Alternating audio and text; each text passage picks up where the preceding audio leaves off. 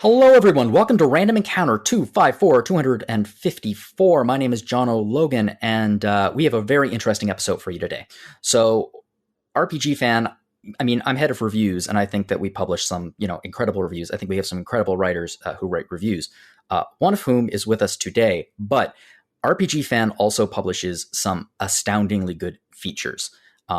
And we had a real a banger of a feature a couple of weeks ago that came out. It was written by Caitlin, and it was Why Representation Matters, a look at asexual characters in RPGs.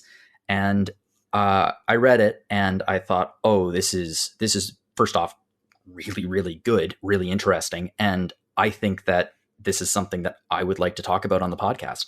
So I talked to Caitlin, and Caitlin was gracious enough to come on, and we are going to be talking about her feature in this episode. Hey, Caitlin. Hey, Jono. So you wrote this a few weeks ago, so it was published on October 26th. Why did you decide to write this feature? Oh, well, this feature has kind of an interesting history because it originally started as something semi-related, but pretty much entirely different. I'd been toying with the idea since at least last year, maybe even the year before, that I really wanted to write a feature about Aloy from the Horizon games, about how she was such a strong female character and important from a feminist perspective. And the more I thought about it, the more I thought, well, there's also a good argument that she could be asexual or on the ace or a romantic spectrums. And it was going to be just sort of like an excuse for me to write a lot of 2,000 to 4,000 words about how much I love Aloy, because I've written a lot about Horizon for the site, but I've never been able to spend a lot of time talking just about Aloy. It's been in a review or it's been a blurb for a feature, so I have been limited. So that was the idea. And then around Pride Month this past year, June, I started thinking, well, what if I expanded this a little bit? What if I talked about an asexual interpretation, or at least a queer interpretation of Aloy, and threw in some other characters that I loved that were good, I thought anyway, good rep from a queer perspective. So I was going to talk about Parvati from the Outer Worlds, and that stayed the same. I was also going to talk about Tyler Ronan from Tell Me Why, which is, you may not have heard of it because it didn't really do gangbusters, but it was an interesting sort of narrative adventure, sort of a Telltale style narrative adventure game where one of the two protagonists, the character and the voice actor who portrayed him, they were both trans. So I was going to talk about different kinds of representation and the pros and the cons and stuff like that. But the idea came to me too late. It was already early or the middle of Pride Month, and I realized I was not going to be able to get this written in time to have it prepared and proofed and go up during Pride. And I did not want it to come out late. I didn't want it to be hey, Pride Month was last month, but here have a Pride feature in July. I just didn't want to do that. I wanted it to be timely. Mm-hmm. So then I realized, well, I've got two characters here who are ace or could be interpreted as ace. And Asexual Awareness Week is in October. So why don't I repurpose this and focus it specifically on asexual characters, and we could publish it during Ace Week and have it be a really cool, timely feature. And so that was the history, that was the journey the feature took. And in true fashion, despite having several months to write, it took me until October to finish drafting it because I really wanted to take my time. This is something that's very personal and important to me. So I wanted to make sure that I could really sit on it for a while before, giving it to our proofreading team and putting it out there for the world to see. Yeah. And you mentioned it is very personal to you. Do you mind sharing why? So for those, I think I mentioned this in the feature, so it's not necessarily a secret. But for those who don't know, I am aromantic asexual. I've been out for about 4.5 years or so now by this point. And I see a lot of discussions about the aspec community because I follow people on Twitter and whatnot that are aromantic or asexual. But it doesn't really come up a lot in, like in journalism and in major channels. It's one of those, lesser known identities and orientations. So I was like, I'm going to change that. Let's talk about being asexual, and on the side the feature is mainly about asexuality, but they're for me they're kind of combined because I am both. But Before we move on, is there any way you could tell us a little bit about like your personal story? When did you realize you were ace? yeah, sure. So I had actually been questioning on and off for a while whether or not I might be aromantic or asexual. And every time I thought about it, I always convinced myself that I couldn't be that. On the aromantic side, I'm a huge fan of romance in fiction, so I love romance in TV shows and movies, and I like reading fan fiction, and I always came back to that as sort of the reason why I couldn't be aromantic, because I obviously like the idea of romance, so I must feel something. And on the sexual side of things, um, I certainly can get turned on and aroused by stuff, and I sort of looked at that and was like, oh well, clearly I feel things that way, so can't be ace. And then I stumbled upon this YouTube video. It was around Pride, so I think I found it because of YouTube algorithms recommending things. And it was this really interesting video of this girl, young woman. The title was something like, "What is it like being aromantic on Valentine's Day?" But it was mainly just a lot of sort of Q&A about what was it like, what was her experience being aromantic in general. And I remember one of the things that she said was that she loved Disney romances, that style of fairy tale romance. She loved to see it. She loved to read it. She wrote fan fiction. And one of the things that she said that really kind of struck me was that one of the reasons why she likes it so much is because it lets her experience something vicariously that she doesn't experience in real life. And I had a little epiphany that I had misunderstood what it meant to be aromantic.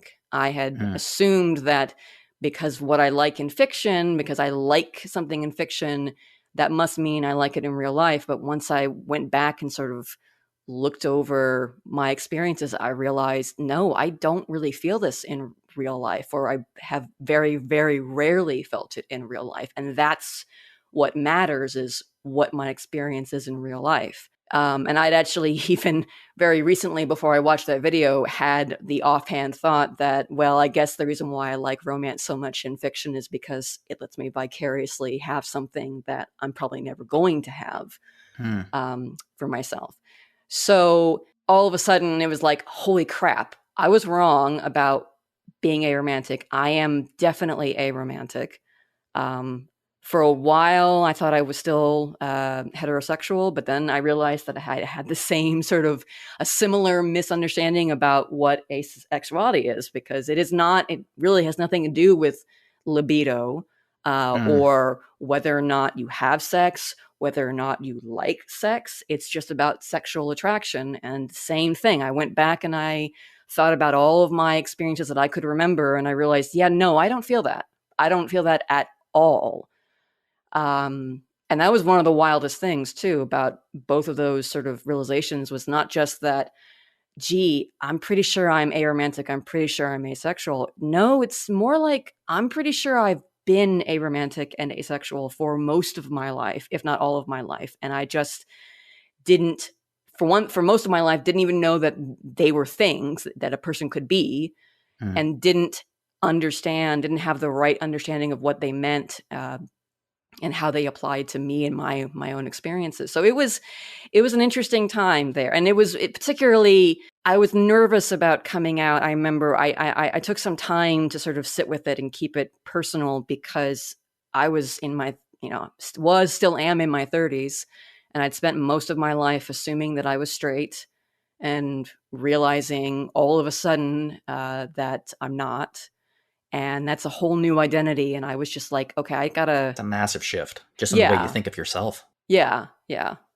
But it's been really such a blessing to have that realization, to Mm. know, because I had, like, I mean, you hear stories about how people before they realized that they weren't straight, how they thought that they were broken, that there was something wrong with them, and I felt those things too. I never really, let me take that back. I had some dark thoughts at sometimes, Mm. that there was something, that maybe the fact that I wasn't interested was a sign that there was something psychologically wrong with me, that I was like, secretly, a psychopath or something like that. Like the fact that I couldn't feel the interest was a sign that there might be something wrong, and I'm, secretly dangerous or whatnot.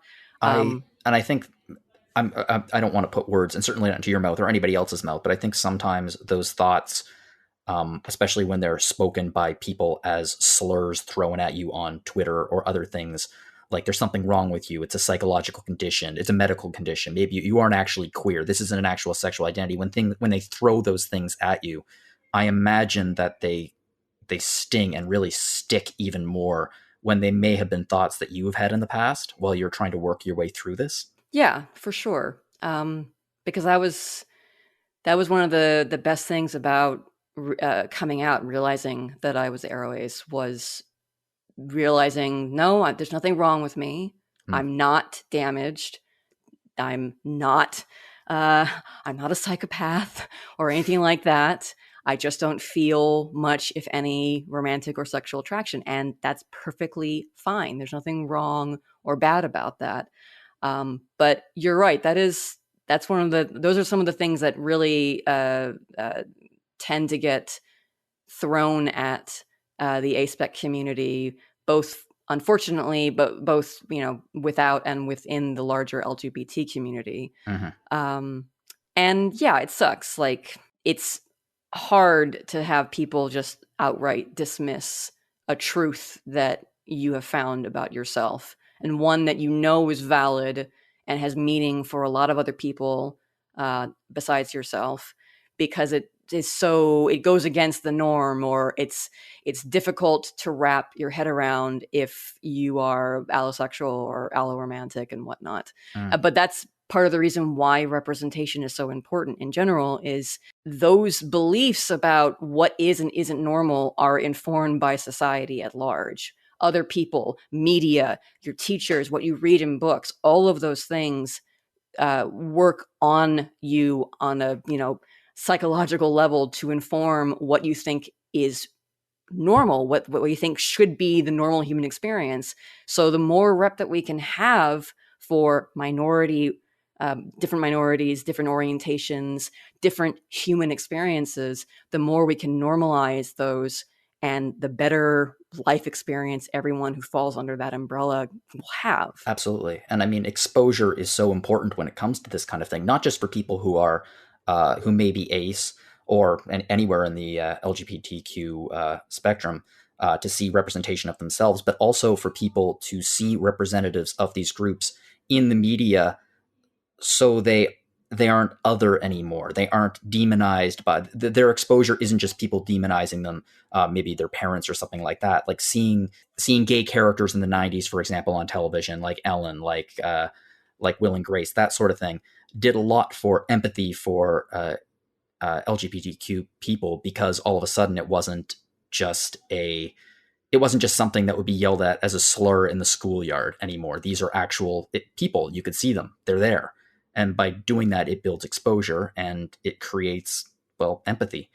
And unfortunately, asexuality is one of the least represented queer groups in media, including television, movies, and certainly in video games, which we're about to talk about. Yeah. I mean, you hear the acronym LGBT, so, everyone knows what those, the big four letters stand for. Even when you hear the larger LGBTQIA plus, some people still don't know what some of those letters stand for. Like we were saying, asexuality is one of the least represented queer groups in media, including television, videos, movies, and video games. And I think my main issue with your feature title is the title is called A Look at Asexual Characters in RPGs, but the title easily could have been A Look at Asexual Characters in all of video games. Oh yeah. Because I was doing quite a bit of research, and it's a short list. It's a very, very short list. There's not a whole lot out there, certainly not explicitly. Like there might be, you can read a character as ace, but they aren't really explicitly ace. Or unambiguously, rather. Unambiguously, yes. Now, all of the examples that you list in the feature, except for Dragon Age, the three of them I am very, very familiar with, which is good because I get to talk about them. So the first one, why don't you introduce the first person on the list? Sure. So the first person on the list is also the best rep. The gold standard of representation, I would say. There's only one way in which they could have made her better, and that's if Ashley Birch was out as being ace herself. I'm pretty sure she has come out as being queer, but she is out as queer. Yeah. I don't believe she identifies or is openly identifies as ace. So that would have been amazing. That would have been like amazing. But still, yeah. So we're talking, of course, about Parvati from The Outer Worlds, which I finally, it took me forever to play this game, but I did play it and I loved it. I was so happy when you played it. Right? Yeah. So Parvati is, well, she's my favorite character out of all the companions. She's just very sweet and earnest and endearing. It's really, I don't know how you could not love Parvati just in general. Well, for those who haven't played The Outer Worlds, some might say that she's heavily inspired by Kaylee Fry from the TV show Firefly, which makes sense because The Outer Worlds... The entire game is... basically, how I describe The Outer Worlds, it feels like they developed half of the game while they had the license of Firefly, and then the license got pulled, and they were like, well, we're going to release it anyway. And they just changed the names. Which is not a bad thing because it's a brilliant world and a brilliant game, but she is very similar to that character in terms of just superficial presentation. But that being said, the character is actually very different because very, very early on, they didn't make it a secret. It's not like hidden or anything like that. Her sexuality is very much a part of who she is and a part of her story. Yeah, so she, long story short, she meets a girl that she's interested in, and she confides in you, her captain, about this, and she opens up to you and says, I'm interested in this girl, but I'm a little bit concerned because I'm not really into the physical side of relationships, and it's caused problems for me in the past. People have told me that they think I'm cold, and at one point she says, when people say or imply you're little different than automechanical, aka a robot, which is a stereotype that gets thrown at asexuals a lot. You start to wonder. So she never says the word asexual, but it's obvious, it's well understood that that's what she's talking about. And you actually have the opportunity as the player character to say that you feel the same way. Which makes sense canonically in the game because there are no romantic options for your character in the game. Yeah. And to that point, you can not only tell her, I feel the same way about, that I'm also essentially not interested in the physical side of things, but you can also literally say, I also don't really care for romance. So you can, if you want to, literally have your character identify as a romantic asexual. But still kind of a douche because you're like, I'm like you, but cooler. Well, you don't have to say that. You don't have to. Yeah, you can. I never picked that option, so I don't know how she reacts. She agrees with you, I believe. I don't want to be mean to Parvati because I love Parvati. Who would ever be mean to her? Apparently her previous, significant others were real dicks, so... Yeah. But yeah, no, this was such an amazing experience. I had a big ass smile on my face from the moment she started talking about that because it was so true to my experiences. It was so natural. It didn't feel forced. It didn't feel like the person who wrote her didn't understand what they were talking about. Because they really understood what she was talking about. Yeah. And not only, having that discussion, but also having the opportunity. I'd never ever. Like, I think Parvati was the first time I played a game where a character was very obviously aspec, and it was absolutely the first time where I had a, not like a headcanon opportunity, but literally a dialogue option I could click to say that I was also aspec. And it was so amazing, but it also made me wonder, like, what would my experience have been like if I hadn't come out yet, if I hadn't realized yet, if I was still questioning, and could this have helped me come to that realization and make peace with who I am? And I talk about this in the feature, that's part of what's great about representation. It's not just about normalizing different experiences for the sake of equality. It's also about helping people who may not have found the words yet to describe themselves and explain their experience, and to realize themselves that they are normal and there's nothing wrong with them. And I really hope that there are people out there who played this game and met Parvati, and it helped them come to terms and realize, hey, maybe I'm on the ace or the arrow spectrum. But it was certainly, I mean, like, I just had a time of my life with her. I saved and I reloaded some of her conversations several times because it was just so good. And part of it, makes perfect sense that she comes off so naturally as an asexual, because she was written, she was written intentionally to be asexual by an asexual. She was originally designed by, and here I'll try not to murder the French, Chris Latois, who later, or rather, I think it was fairly early on in the game's development, had to leave.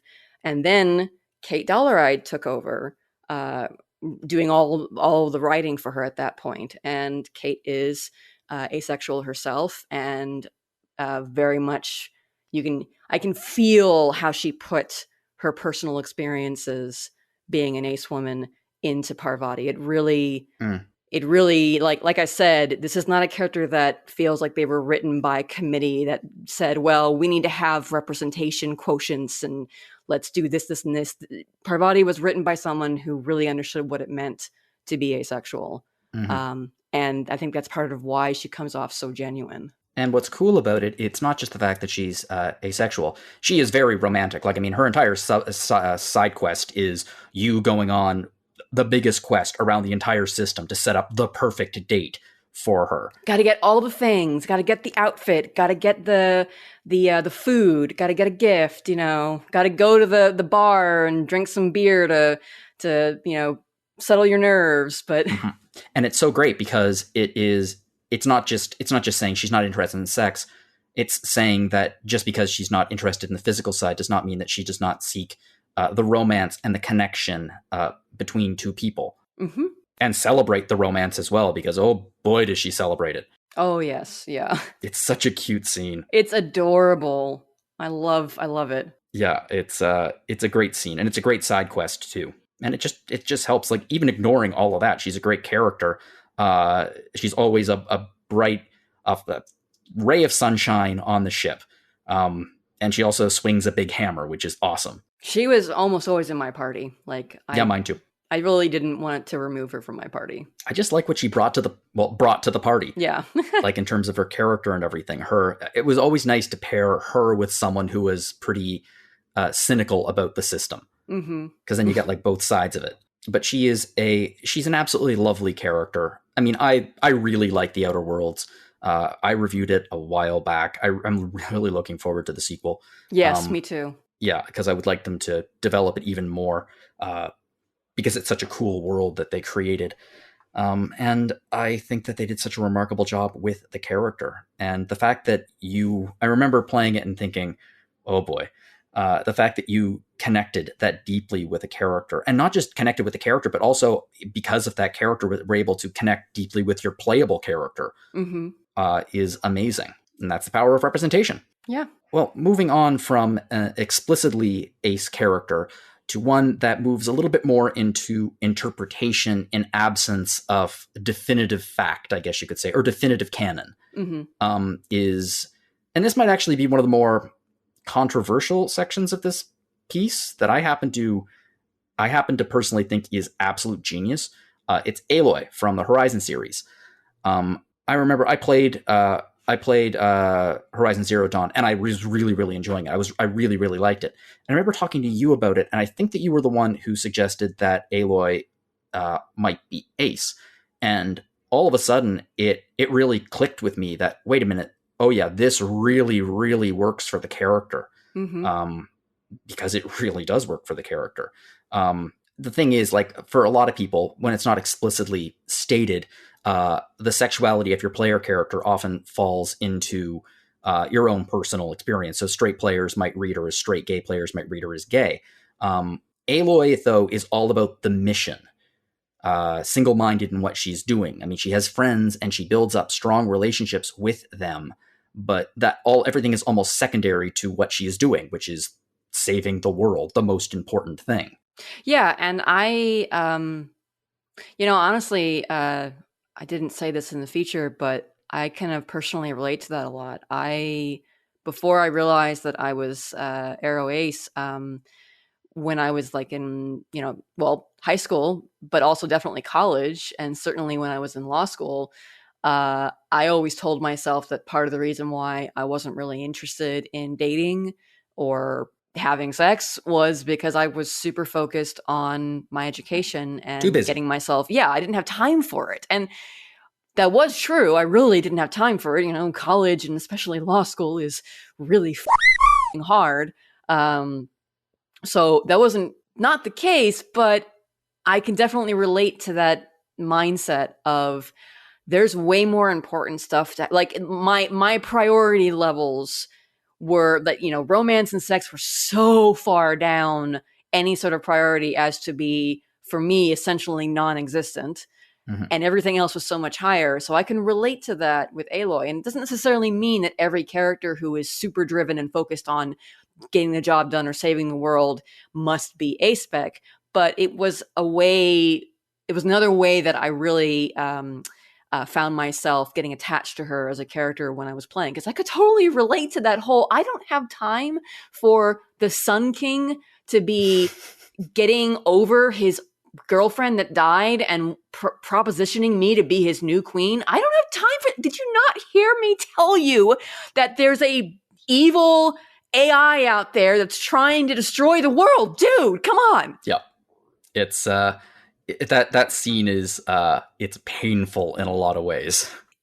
Especially because, like, he's cute. Okay, he is cute.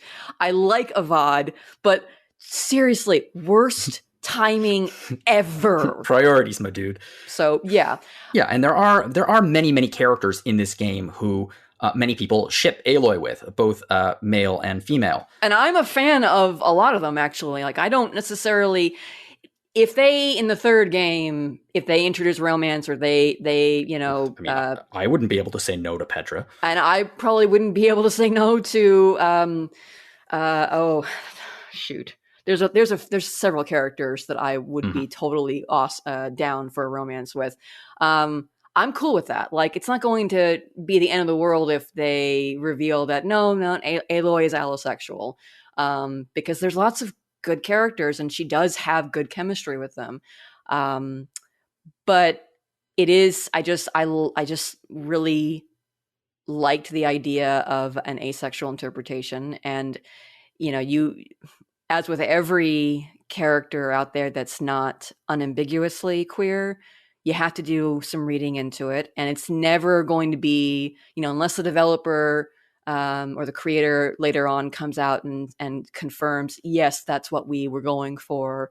It's never going to be 100% like, Aloy is definitely Ace and not anything else. It's always going to be, she could be Ace. You could interpret her as Ace, and that interpretation is a valid interpretation in the absence of anything conflicting, in a future game or any sort of, discussion from the devs. I hope they don't, because frankly speaking, Aloy being awkward around people who find her attractive is way more entertaining than any romance could possibly be. Isn't it? Isn't it just, oh my gosh, I love it so much.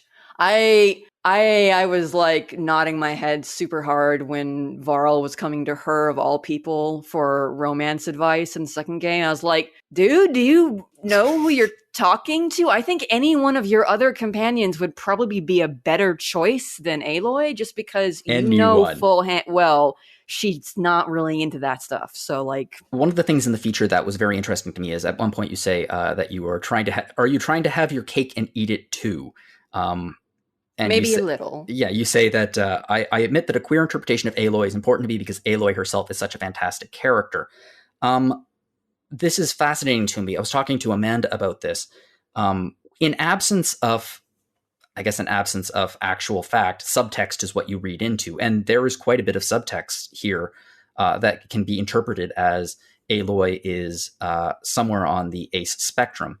I mean, that's the idea of minority groups reading into the subtext surrounding a character and identifying them goes back decades and decades. Fan fiction was almost founded on that idea, where queer fans would see the subtext either in the writing or the portrayals of the character, and they would see themselves in that subtext, and that they would develop it through fan fiction. So the idea that you would see that in Aloy is in no way, shape, or form strange to me. It's a completely legitimate interpretation of where Aloy is coming from as a character. And to be honest, I think it's a really good one. Yeah, I think it definitely, it's a more interesting experience, I think, than to just say, well, here's another allosexual, possibly heterosexual character, and the fact that she's a woman too, that obviously I love that, because I want more strong female characters in games in general. But I feel like I've seen some arguments made that it's not fair that Aloy doesn't have romance options, because if the character had been male, if she'd been a man, maybe she would have, because we're still dealing with sexism, and devs still seem to prefer the idea, or seem to think that the idea of a male lead is more popular.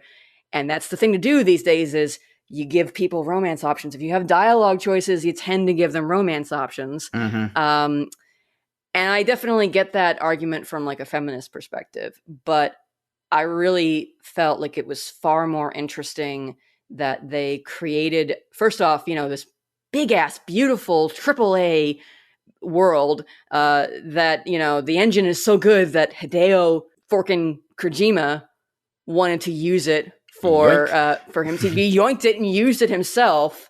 And I'm not the biggest fan of Kojima, but made a much more boring game. Yes, made a horrible delivery game out of it. See, out of this entire episode talking about asexual issues, that's going to be the most controversial thing either of us say right there.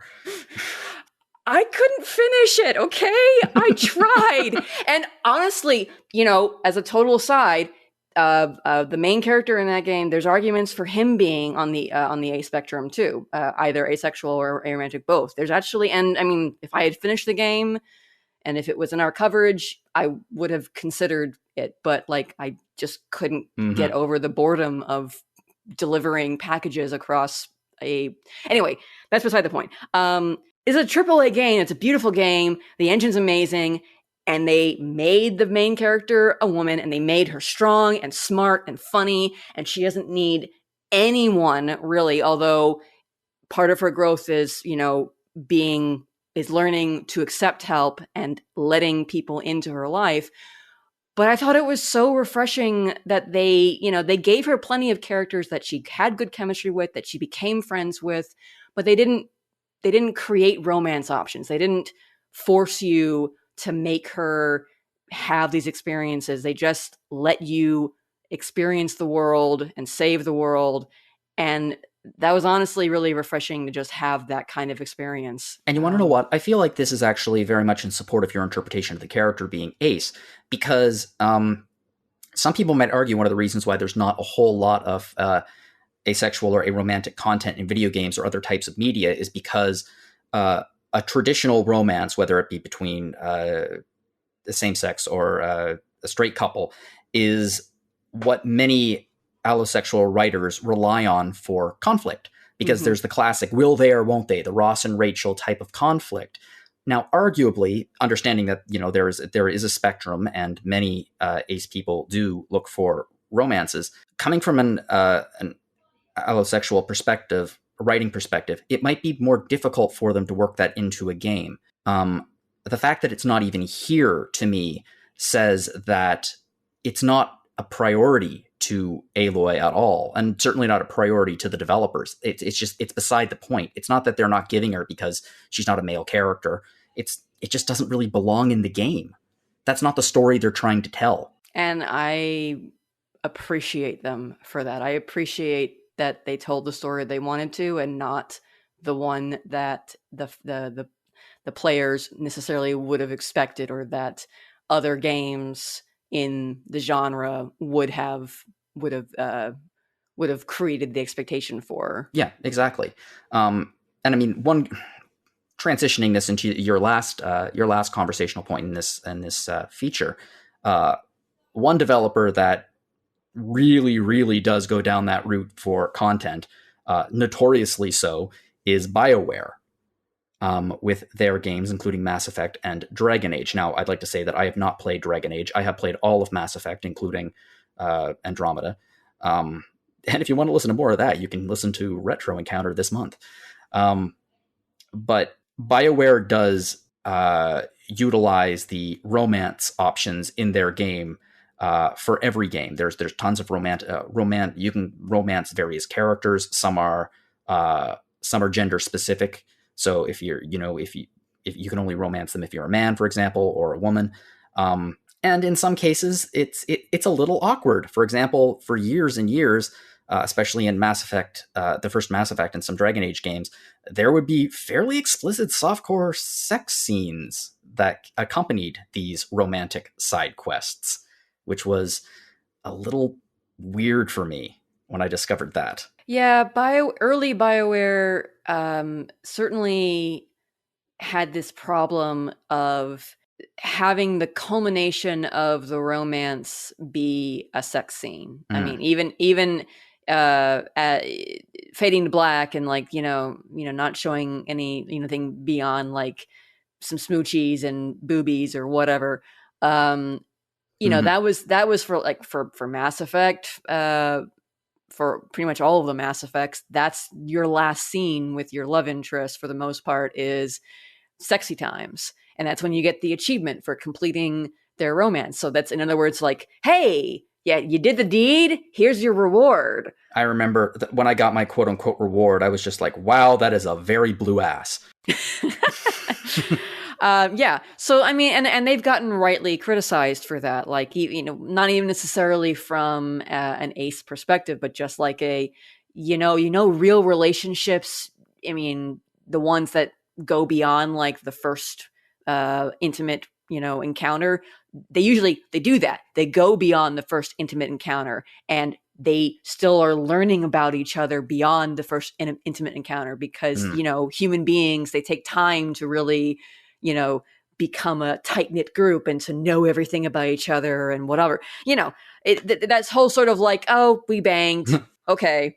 And particularly from an ace perspective, it really kind of sucked that you could find yourself interested in a character, but in order to complete the romance, or at least to complete the narrative, you have to have sex. Like in the first Mass Effect, you can tell Caden, Ashley, or Liara that you don't want to, like, you need to focus on the mission, but they just leave. You just basically tell them, yeah, you basically tell them, hey, I like you, but we can't do this until we deal with Saren and whatnot. And that feels kind of like, yeah. Even from like, okay, there's the meta, there's the completionist standpoint. You buy a game, it has X number of scenes. You want to see all the scenes you can. Like, that's part of the point of playing a game is to experience the content. And of course, on a certain level, it feels kind of shitty to say, well, I'm not going to do this content or I can't do this content because I want to role play my character in a certain way and the game won't let me do both. But there's also the fact that, I said this at the beginning of the episode, society acts on us through a lot of different avenues to form what we think is normal, what we think is expected, what we think we should be doing. And even for people who are queer, even for people like me who are out and confident, we feel that pressure. I feel that pressure all the time. I still, to this day, sometimes feel bad about the fact that I don't feel romantic attraction. I don't feel sexual attraction. I still feel bad about the fact that, I don't know if I'm going to find a person that I can be with, because can be really hard to find, unless you find someone else who's also aro ace, it can be really hard to find someone who is okay with the idea of a person who's not really into romance and a person who's not really into sex or doesn't really feel the attraction to those experiences. And I've made my peace with it. I'm usually tell myself that I'm perfectly happy being by myself, but sometimes I don't always feel that. And sometimes that's because society is telling me I should want to have, society, let's be fair. Society is telling me I should want to have a boyfriend because society is heteronormative. Society is telling me I should want to get married. I should want to have kids. I should want to have sex, all those things. And I know I don't want to, and I know that's cool, but I can't help but feel that pressure. And it's the same way sometimes when it comes to video games, like that, the game gives you romance options and you want to mechanically experience the content, but you can also sort of be like, well, Shepard has all these options and, I don't know, just because I'm queer doesn't mean that Shepard is queer. Maybe I'm going to roleplay Shepard as, banging Caitlin. Okay, so now I'm banging Caitlin. I don't know why in hell you would ever do that, but... I did it once. I banged him once so that I could experience his romance in Mass Effect 3, and then I fucking hated it. Never again. You heard it here, probably not for the first time.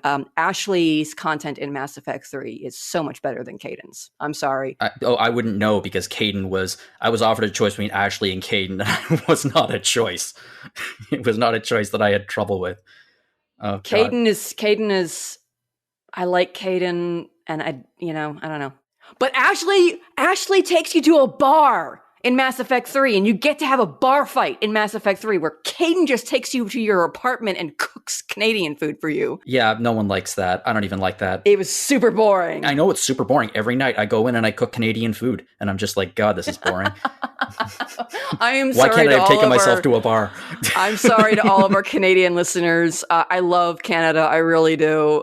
It's just Caitlin that's boring. Like they could have maybe made a better rep for you. Here's how boring Caitlin is. I just learned that Caitlin was Canadian, and I still would choose Ashley to live.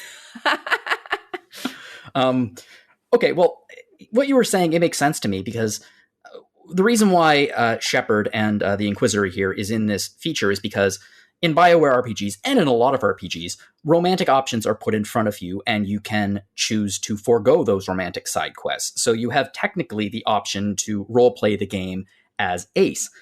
But like you said earlier, you like romance in your fiction. You want the idea that, yeah, you could roleplay Shepard as Ace, but you would be missing out on some really, really interesting character interactions. Yeah, and in a lot of cases, it's like, if you don't romance them, that's where the story ends. Like, they're extra scenes when you romance them, and some of those scenes still give you some character development. And you miss out on that. And that kind of sucks. It kind of feels like it would have been nice if the developers had created some sort of binary system where if you don't romance the character, you still get some extra content that maybe you don't if you did romance the character, so that you can still complete their story arc even if you don't romance them. Which gets considerably better in Mass Effects 2 and 3, especially 3, where the loyalty missions are not necessarily romance. Like, you really do get to form really, really close relationships with these characters and see the vast majority of their content. It's not ideal, but you do get to see like most of that. And also the softcore porn kind of goes away in 2 and 3.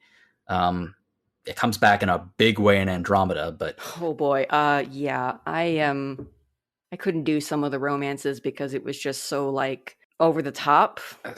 Andromeda, I enjoyed Andromeda, but it has some issues. I don't think the hot alien Catman is really as hot as everybody else thinks. Like, I couldn't romance him. I tried, and I was just like, I shot him down because it was like, I don't know, I just didn't feel any kind of real chemistry between the two. He's no Garrus. He's no Garrus, but no one is Garrus. No one is Garrus. No one can ever be Garrus. Which, I mean, and part of the beauty of playing a RPG like this is that you do get to role play as a character, and you don't necessarily need to role play it as yourself. Like, for example, my commander Shepard was a very monogamous lesbian who was into aliens.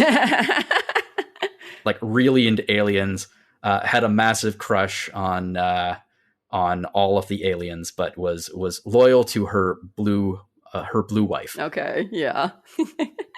And I carried that through all 3 games, and it created a really interesting story for me that went in a relationship that went through all 3 games. By the 3rd one, it was, I really felt like they've been together for years and years and years. There was so much history there. It was great. Yeah. Anyway, what I was going to say is there was a video I watched a couple of months ago. I can't remember who created it, but it was about how bisexuality had changed video games. And one of the things that the writer said in it, they said there's a difference between mechanical bisexuality and canonical bisexuality in video games. And that also applies here, mechanical asexuality, but not necessarily canonically asexual. So, like, you can play Shepard as Ace, but canonically speaking, that's not what the game wants you to do. Yeah, I don't, everything that I said about, what you could do in the Mass Effect games, like either just completely abstaining, or Mass Effect 3 was really nice and gave players the option to turn down the final sex scene, which is really cute. Like, not just I don't like Caden, the scene with him where you don't have sex with him and you just cuddle is really cute. Aw. And like I said in the piece, you could make the argument it's far more intimate to just cuddle with your love interest than to do the nasty with them. But like, I mean, arguably you could cuddle with a piece of cardboard and would have the same effect as cuddling with Caden, but that's... I think Caden is probably more comfortable, just like, but anyway, there's nothing, like, it's not like the Outer Worlds where you have a dialogue option to say, I don't feel sexual attraction, and I don't feel romantic attraction either. It's all sort of like you abstaining and then having to headcanon. And there's nothing wrong with that. Like you mentioned, that's what fan fiction was born out of, is headcanons. And that is a perfectly valid way to interact with and experience a piece of fiction, and to put your spin on it and to put that out there. But at the same time, it feels like having to, dance around what the game lets you do in order to create the experience that you want. And it's not always ideal to have to do that. And I mean, like, it's the same way with Dragon Age Inquisition. Like, there's a character for male Inquisitors, Dorian, who's from Winter, that you can have a romance with. And once again, you can explicitly turn down sex with him. And he actually makes a really interesting comment about how that's not usually, like, there are gay relationships in Tevinter, but they're usually only physical, and people don't really have feelings in Tevinter, or at least not between 2 men. So you can choose not to have sex with him, but, again, you have to headcanon it as, well, my Inquisitor is Ace and doesn't really want to do sexy times, but is falling in love with Dorian. And there are other characters that you can do similar things with. But again, none of it is explicit. It's all, you have to create your own personal headcanon. And like I said, the BioWare games are really good for that. Like, that is the advantage of games like the BioWare games, where you have dialogue choices, where you have romance choices, where you are encouraged, where the entire point of the experience is to make decisions and make the character your own and see how things happen. And I talk about this in the feature, how it's kind of a double-edged sword, because that's really good. That's really important. And it's especially useful for people in the LGBT umbrella, because it allows them to have that experience, to have Shepard or the Inquisitor be their identity, their orientation. And it can work for multiple different people. Shepard can be straight. Shepard can be gay. Shepard can be lesbian. Shepard can be bi. Shepard could be ace. But the flip side is that because all those options exist, there's no definitive one. And so it's not quite as strong as a character like Parvati that was designed from the get-go to be unambiguously ace. Yeah. Doesn't mean that we should just ignore it. As long as we recognize that there are some weaknesses to these kinds of characters, they're still valuable representation for the same reasons that a character like Aloy that isn't unambiguously queer or ace is still valuable. Mainly because, I said this a couple times, especially when it comes to ace characters, we don't have a lot of them. If all we limited ourselves to, when we're talking about representation for asexual characters, is characters that are unambiguously ace, the list, which is already super short, would be much shorter, and we can't really Parvati afford and SpongeBob SquarePants. It would be something like that. Yeah, it would be ridiculous. And forgive me, but we kind of need to take as much as we can get, because the only way we make things better, the only way we can, make things better for people in the real world, but also get more diversity and more diverse player experiences, is if we start somewhere. We have to start somewhere. And sometimes that means we have to do a little reaching, a little, sort of reading between the lines and making arguments for how a character could be queer, could be ace. In terms of not missing out on content, forgive me because I just started to play it like 3 years too late, but I just started playing, well, not just started, I've been playing Hades for the last week for the first time. And obviously I love it. Which is unsurprising. But something that I really like what they do is with their love interest, because you are offered a choice of whether or not to, I guess, continue the relationship down a sexual path. But it is specifically said when you are offered this choice, the game literally tells you it will be fine whatever you choose. You're not going to lose out on content. You're not going to miss out on anything. And that's I thought that was a really, really nice feature to put in there, because I feel like a lot of people make choices because of fear of missing out of content. Yeah. And that's part of, it's part of what games have done to us. Like, we've come to expect the whole sort of checkbox experience when it comes to games, in terms of like, well, I want to do all the things. Now I'm paying like $70 probably for this game. I want to get my money's worth, and I want to see everything that the game lets me do. And if I don't, then I feel somehow like I haven't really gotten the fullest experience I could have. So I'm going to do all these things.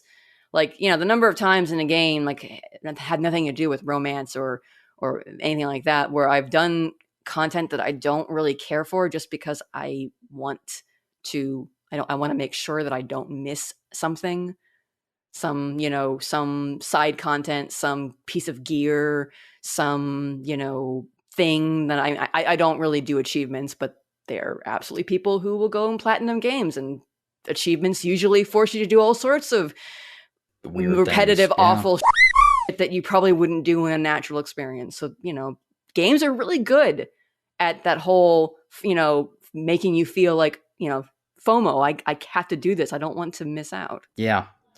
What we were talking about a second ago with how BioWare handles their playable characters and the limitations of that model versus like a written NPC like you can find in the Outer Worlds, and how that kind of plays into the idea of how do you portray asexuality or any kind of sexuality generally in a video game. What would you like to see in the future when it comes to asexual representation in video games? Obviously, more of it, but like, what would you like to see in terms of how it works in mechanically? Well, obviously, the first answer is I want more characters like Parvati. I want more openly unambiguous ace and arrow characters. I want more explicit options from developers. If you're talking about a game where you have dialogue choices, I want more opportunities for the player character to express not even really just about being ace or arrow. I want more opportunities for the player character to express themselves in general. That's potentially a downside to the way that a lot of narrative choice, BioWare style games work, is that you only really express your identity through the limited romance options that they give you. It would be interesting if the games gave you an opportunity, organically, naturally. Don't make it feel forced, but like give the characters an opportunity to discuss themselves and not just ask questions and, flirt with another character. In that same vein of talking about, games with give you different options, like I said before, I think it would be really cool if we stopped making the romance and the sex scene the full arc of the character story. Let's stop having the character story be dependent on you romancing them. Let's have content for characters that you could romance but you didn't. Like beyond, like a final bro moment between, again, let's say you saved Caden. I know most of us didn't, but let's just say you did. A final bro moment with Caden where you like meet at the bar on the Normandy and just, clink your glasses or whatnot, or something like that you only get if you don't romance him or if you're a dude or whatever. Although actually, take that back. They made Caden bi in Mass Effect 3. Yeah. They did not make Ashley bi though, so fuck you, BioWare. Are you an Ashley fan? I have a complicated relationship with Ashley. I don't like her religious views at all. And I don't like her alien racist views at all. But she was way more interesting of a character to me in Mass Effect 1 than Caden was. And despite her horrible makeover in Mass Effect 3, I did like her better in Mass Effect 3 than Caden. Like I said, she gets the bar scene, and she gets the I'm drunk on the Normandy scene, which is so perfect. So yeah, I don't know. I mean, it's not my favorite drunk on the Normandy scene. My favorite drunk on the Normandy scene is Tally. Is Tally, yeah. Tally's the best. So I mean, like, I like Ashley a little bit more than Caden, but I can take and leave either of them because everyone else is more interesting. I like my blue wife. It's interesting that you say that because I think that Mass Effect 3 took a major step forward in terms of developing the characters outside of the romantic relationship. I feel like my closeness with most of the characters in that game, there was the romantic stuff, but I still felt like I really got to know everybody else. Whereas in Andromeda, it was a big step back because if you don't choose the romantic option for a variety of characters, you only get to know them on a superficial basis. Yeah, like in my run, I romanced Peebee, and because of that, my relationship with Cora felt really truncated. It felt really awkwardly. It just didn't work. Same thing with Liam. Like by the end of it, I didn't really know Liam all that well, and I thought that was such a shame because the cast was my favorite parts about Andromeda. Yeah, I don't even remember. Did I romance any? I don't even remember if I romanced anyone in Andromeda because I just wasn't. Oh no, I did. I romanced the smuggler guy, the Han Solo-esque. He's not a party member. Mr. Danger.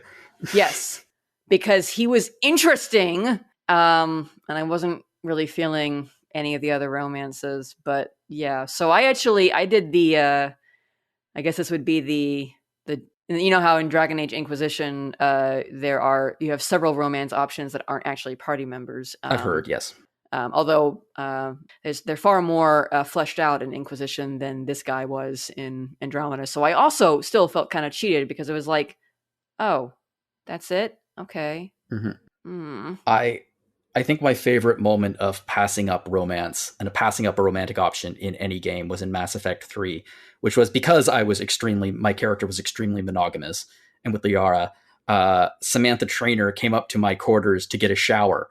And she was in the shower and she like made a hard pass at me. And I was like, I'm fine out here. and Trainer was just like, good old Trainer. What do I do? I'm in her shower and now I'm awkward.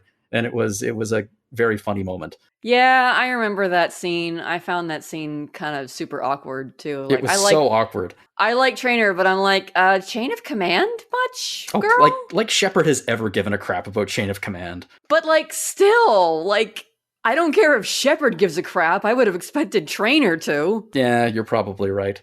Well, I really do hope that, in an ideal world, you'd be able to take a look back at this feature in a few years from now and maybe add a couple of more characters to it in the first column of asexual representation, the definitive one, like the not reading between the lines or not mechanical asexuality, like an ace character.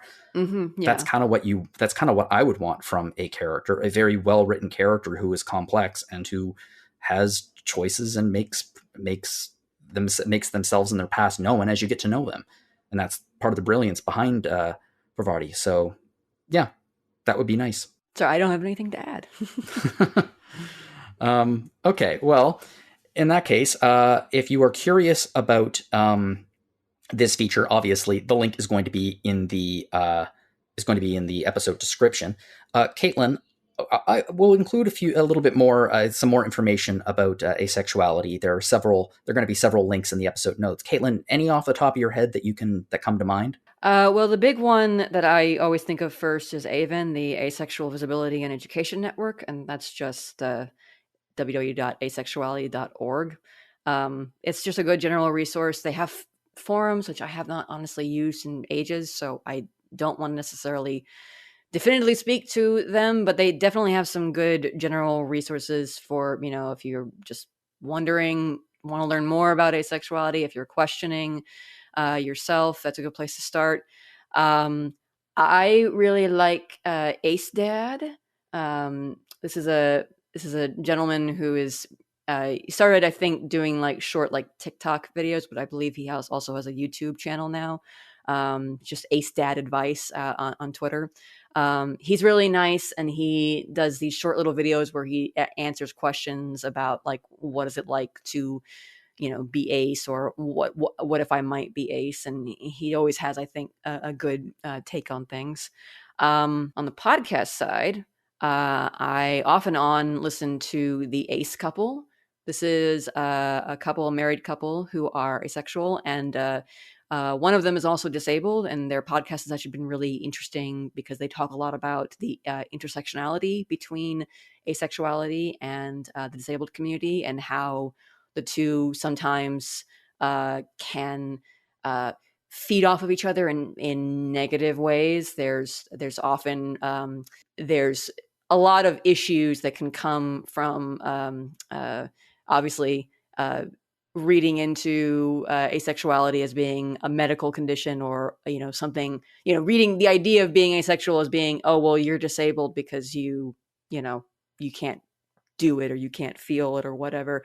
But then there's also a lot of issues that plague the disabled community when it comes to the idea of autonomy and intimacy and stereotypes about quality of life. So really interesting perspectives that I myself hadn't really thought of, because I'm not disabled, so I don't always think about that perspective, which is why I think it's useful to listen to people who are impacted by that experience. Which is a good reason why I think listeners of this episode, maybe even if you're not ace, if